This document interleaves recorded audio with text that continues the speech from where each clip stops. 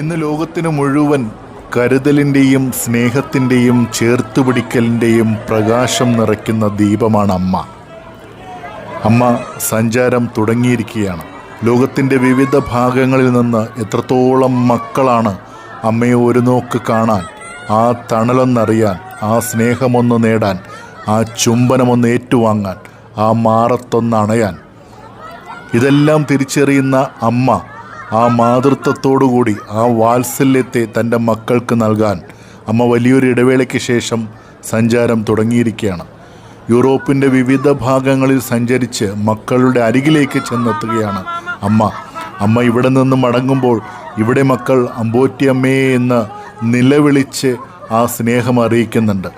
അമ്മ എല്ലാ മക്കളെയും ലോകത്തിലെ മുഴുവൻ ഒന്നാക്കുന്ന ഒരു മാതൃത്വം, ആ മാതൃത്വത്തിൻ്റെ ശക്തി സ്ത്രീരത്നങ്ങൾക്ക് മുഴുവൻ പകരുന്ന വലിയൊരു സാന്നിധ്യമായി അമ്മ മാറുന്നു.